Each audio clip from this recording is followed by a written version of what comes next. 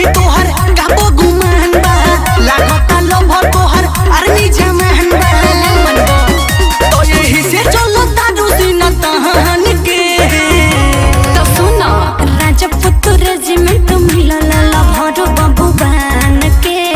अच्छा ये बात बा यही से ये बाबू चोली लसीना तान के का बुझलो। अरे राजपूत रेजिमेंट मिलल लभर बबुआन के यही से ये बाबू चोली लसीना तान के।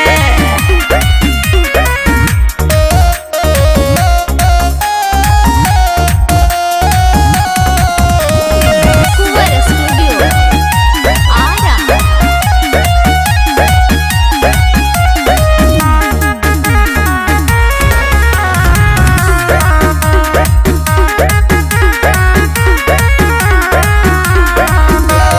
बड़े बड़े बात बोलो तारू बढ़ चढ़ के हवे बबुआन तो ना रहे देबू घर के। अरे आगे आगे देखो जा अभी बाकी बा। बड़े बड़े बात बोलो तारू बढ़ चढ़ के हवे बबुआन तो ना रहे देबू घर के।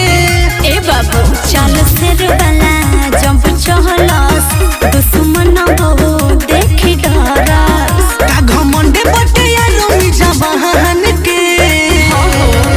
अरे राजपूत रेजिमेंट मिलल लभर बबुआन के सही में यही से बाबू चोली लसीना तान के बुझलो।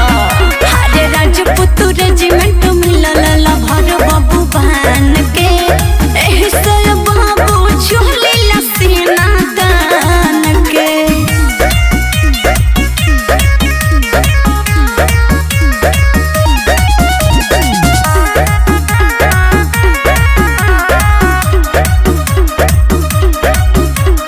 रोजी रंजित पतुड़ तारू जहदा बोलो हे बबी तोहार कबई रादा।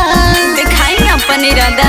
हाँ तो दिखा दो पूरी पंकज तूफान तारू जहदा बोलो हे बबी तोहार कबई रादा। एहो का हो? पूरा दुनिया